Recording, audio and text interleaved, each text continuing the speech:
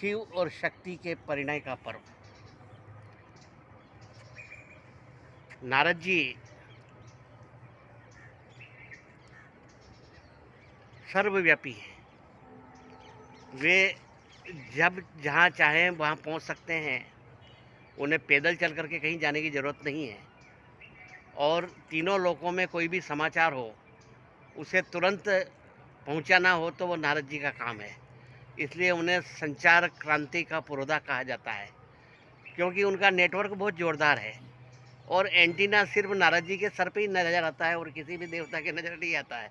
नारद जी के सर पर जो लंबी चोटी है उनका एंटीना है, और उनका नेटवर्क इतना है कि वो जहाँ चाहें वहाँ चले जाते हैं, और जो खबर जहाँ पहुँचाना है वहाँ पहुँचा देते हैं। इसलिए सभी चिकित्सक लोग जिस तरह से धन्वंतरी जयंती मनाते हैं, उसी तरह से पत्रकार लोग भी नारद जयंती मनाते हैं।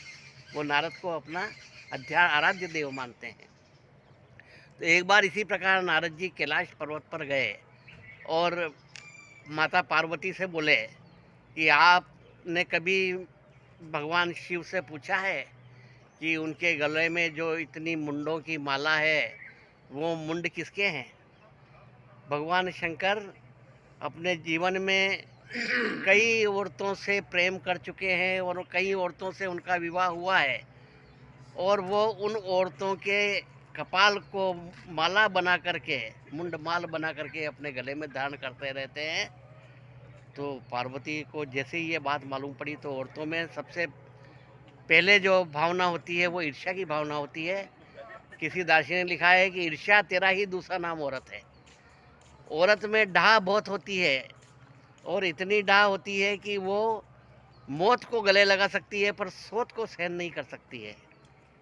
कांटा बुरा कुरील का के बदरी का घाम, सोत बुरी है चून की और साजे का काम। ये चार चीजें बुरी बताई है, उसमें सबसे ज्यादा बुरी सोत जो आटे की बनी हुई है। अगर कोई आदमी आटे की बनी हुई औरत भी घर में ले आता है तो औरत सोचती है कि आज तो आटे की बनी हुई लाया, कल असली नहीं लेके आ जाए। इसलिए वो उसको सहन नहीं करती है। वह अपने पति की मृत्यु तक सहन कर सकती है। वो इसलिए कि यदि ये मेरा नहीं हुआ तो तेरा भी नहीं हो सकता है। तो वो विधवा हो जाएगी पर किसी सोच को सदवा नहीं होने देगी। तो औरत में जो डाह की भावना, उगी हुई भावना पार्वती में भी आई, और वो मुंह फुला करके एक जगह। भगवान शिव तपस्या करके हिमालय से घूमते फिरते शाम को जब घर आए, तो उन्होंने देखा कि पार्वती मुंह फेर करके मुंह फुला के बैठी है। तो वो समझ गए कि कुछ न कुछ गड़बड़ ताल में काला है, और इसको किसी ने भड़काया है, और भड़काने वाला कौन हो सकता है? वो नारद ही होगा। तो उन्होंने पार्वती के पास में जाके पूछा कि ये तो इतनी नाराज़ क्यों है, मुंह तेरा क्यों फुला हुआ है, ऐसी क्या बात है? तो कि मुझे बस आज एक बात बता दो साफ साफ। क्योंकि क्या बात है कि ये इतनी मुंडों की माला जो तुम गले में पहनते हो वो किन औरतों की है?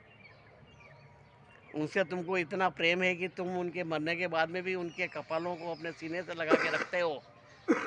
ये मेरे को सहन नहीं होता है।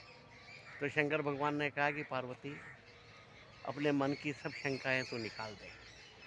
कितने ही जन्मों में तेने कितने ही जन्म लिए हैं। कभी तू सती बनती है और दक्ष प्रजापति के यहाँ जन्म लेती है, कभी तू पार्वती बनती है, हिमाचल के यहाँ जन्म लेती है। तो अन्य अन्य जन्म तेरे होते हैं, उनके अलग अलग नाम होते हैं।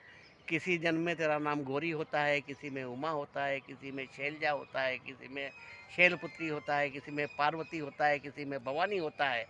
इस तरह से अलग अलग जन्म में तेरे अलग अलग नाम हैं। और जब भी तेरा देहांत होता है, तब तेरे को जलने के बाद में तेरी पूरी राख को मैं अपने शरीर पर धारण कर लेता हूँ, और तेरी मुंडी ला करके मैं इस माला में पिरो देता हूँ। और ये 108 जन्म जो तेरे हैं, वो सब 108 मुंडों की माला मेरे गले में है। मैं तेरे से इतना प्रेम करता हूँ कि मैं तेरे को हमेशा गले से लगा के रहता हूँ। तेरे सभी जन्म मैंने मेरे गले से लगा के रखे हैं। ये कोई दूसरी औरतें नहीं है, ये एक तू ही है जो मेरे को इतनी प्रिय है। ये बात सुनते ही पार्वती प्रसन्न हुई। तो आज हम शिवरात्रि के दिन हम शिव और शक्ति के मिलन पर आप सभी को साधुवाद, अभिनंदन और बधाई देते हैं। आज का पर्व सभी के लिए कल्याणकारी और मंगलकारी हो, इसी भावना के साथ।